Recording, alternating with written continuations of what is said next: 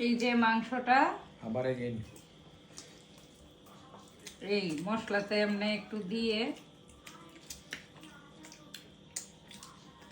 সেই স্বাদ। ডাক্তারবাবু কিরকম? সেই স্বাদ। একটা খাচ্ছি অনেক, আমি কোনটা নেব ভাবছি আর কি। নেন নেন, ভাবছেন কোনটা নেবেন নেন। বেশি বড় হয়ে যাবে। সুবর্ণা শেয়ার করবো আমার সাথে। সুবর্ণা কিরকম হয়েছে বলো? বলো বলো বলো। অনেক ভালো।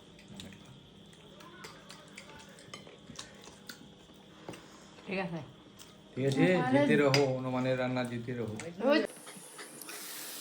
হনুমানের রান্নার পক্ষ থেকে আপনাদের সবাইকে শুভেচ্ছা ও সুস্বাগতম। আজ আমি নতুন একটি রান্না আপনাদের সাথে শেয়ার করতে যাব। চিকেন খেতে খেতে যখন আর ভালো লাগে না, তখন এইভাবে চিকেনটাকে রান্না করে খেলে আশা করি আপনাদেরও ভালো লাগবে। আমরা আজ এটাকে এইভাবে চিকেনটা রান্না করে খেয়েছি, খুবই মজা পেয়েছি। তাই আপনাদের সাথে হনুমানের রান্নাতে আজ আমি এই চিকেনটা কিভাবে রান্না করেছি তাই শেয়ার করব। আমি চিকেনটা রান্না করার জন্য প্রথমে একটি মশলা তৈরি করে নিয়েছি। তার জন্য যা যা লাগবে তা হলো পাকা টমেটো 2টো, কাঁচামরিচ, শুকনো মরিচ, আদা বাটা, রসুন বাটা, জয়ত্রী, পেঁয়াজ, এগুলো উপকরণ সবগুলো একসাথে নিয়ে নিয়েছি। তারপর দিয়ে দিয়েছি কতটুকু ধনিয়া পাতা। আপনারা এই সবগুলো উপকরণ শিলপাটায়ও বেটে নিতে পারেন। আমি এটাকে ব্লেন্ডারে ব্লেন্ড করে নিয়েছি।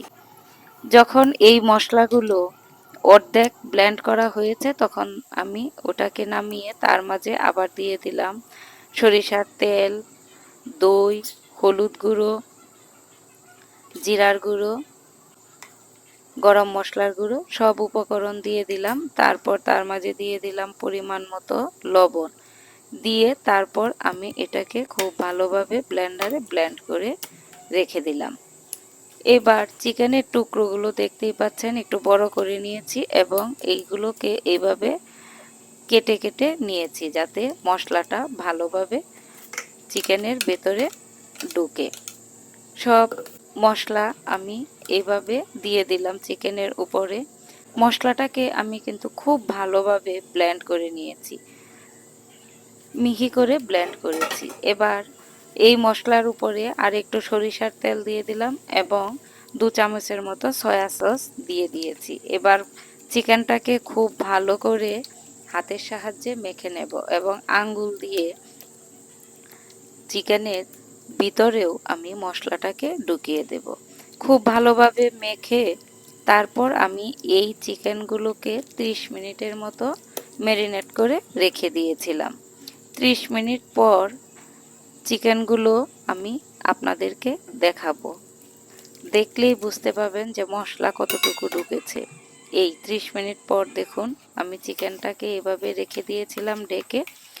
এবার চুলাতে আমি প্যান বসিয়ে দেব। প্যানে যতটুকু প্রয়োজন তেল, ঠিক ততটুকুই তেল দিয়েছি। আপনারা তেলটা আপনাদের ইচ্ছা অনুযায়ী দিয়ে দেবেন, তবে আমি কিন্তু খুব বেশি পরিমাণ তেল এখানে দিইনি। আমি সরিষার তেল দিয়ে রান্না করি, তাই সরিষার তেলই ব্যবহার করছি। তেলটা যখন গরম হয়ে আসলো তখন একে একে আমি চিকেনের পিসগুলো দিয়ে দিলাম। এ পর্যায়ে কিন্তু চুলার আঁচটা আমার মাঝারিতেই আছে, নয়তো নিচ দিয়ে ধরে যাবে, তখন এটা খেতে কিন্তু ভালো লাগবে না। আর যদি মাঝারি আঁচে আমি এটাকে রান্না করি তাহলে চিকেনটাও সুসিদ্ধ হবে এবং ভিতরে মশলাও ভালোভাবে ঢুকবে, খেতেও তখন ভালো লাগবে। আমি সব মশলা এবং চিকেনটা এভাবে দিয়ে ডেকে দিয়েছি। তারপর দেখেন চিকেন থেকেই পানি উঠছে এবং সেই পানি দিয়েই চিকেনটাও সেদ্ধ হবে এবং মশলাগুলোও কিন্তু ভালোভাবে কষানো হয়ে যাবে। এতে আমি বাড়তি কোনো আলাদা পানি দেব না। চিকেনটা কিন্তু এই দেখুন অর্ধেক সেদ্ধ হয়েই গিয়েছে। যেহেতু এখানে সয়া সস আছে, দই আছে, চিকেনটা কিন্তু ভালোভাবেই সেদ্ধ হবে। আর যেহেতু এটা ব্রয়লার মুরগি, তাই ওটা সেদ্ধ হতেও খুব বেশি সময় লাগে না। বারবার আমি ঢাকনাটা খুলে এরকম করে এই দেখুন আমার চিকেন কিন্তু মোটামুটি সেদ্ধ হয়ে গিয়েছে এবং মশলাও দেখুন কি সুন্দর কষানো হয়ে গেছে, উপরে তেল ছেড়ে উঠে আসছে। এটা তো আপনারা দেখেই বুঝতে পারছেন খুব ভালো সেদ্ধ হয়ে গিয়েছে এবং মশলাও কষানো হয়ে গিয়েছে, উপরে তেলও উঠে আসছে। এবার আপনারা ইচ্ছে করলে এইভাবেই তরকারিটাকে খেতে পারেন, কারণ রান্নাটা হয়ে গিয়েছে। আমি কি করেছি জানেন, আমি এই চিকেনের পিসগুলোকে তুলে তারপর তাওয়াতে সেঁকে নিয়েছি, ওইটার আলাদা আরেকটা স্বাদ। আর এভাবেও একটু রেখে দিয়েছিলাম, এভাবেও চিকেনের বোনাটা খেয়ে নিয়েছি।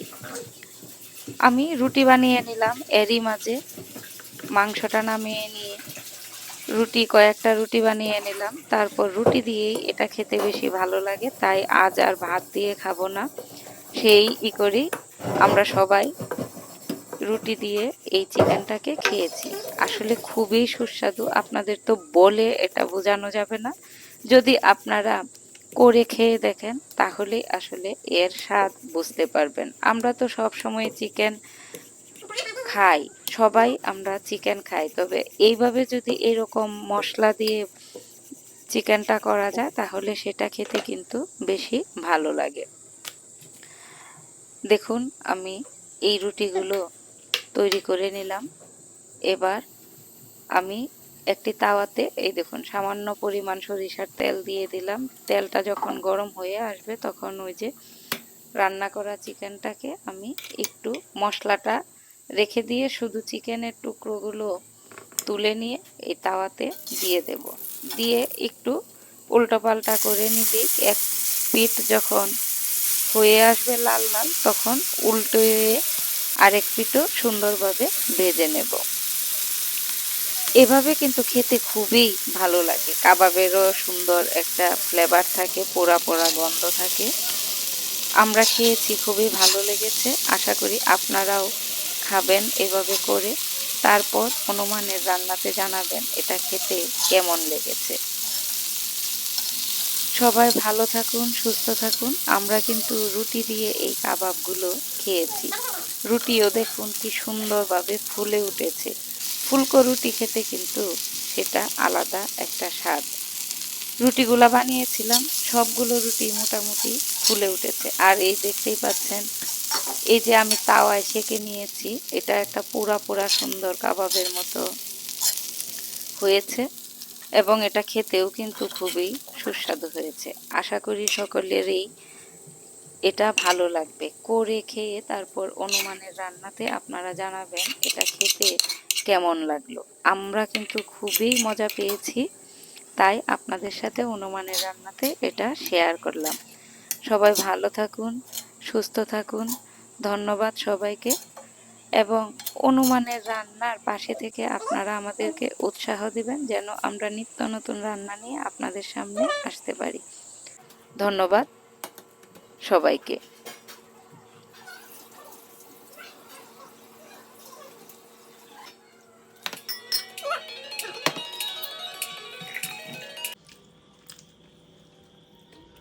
টিপ দিছিলাম নি দিয়ে দেখাই টিপ আমারও মাঝে মাঝে বলবো এটা টিকি বলি আবার দেন। এই যে মাংসটা আবার এগেইন এই মশলাতে এমনি একটু দিয়ে সেই স্বাদ। ডাক্তারবাবু কিরকম? সেই স্বাদ। একটা খাচ্ছি, আমি কোনটা নেবো ভাবছি আর কি। নেন নেন, ভাবছেন কোনটা নেবেন নেন। বেশি বড় হয়ে যাবে, অন্যায় সুবর্ণ শেয়ার করবো আমার সাথে। সুবর্ণ কিরকম হয়েছে বলো? ভালো বলো, ভালো, অনেক ভালো।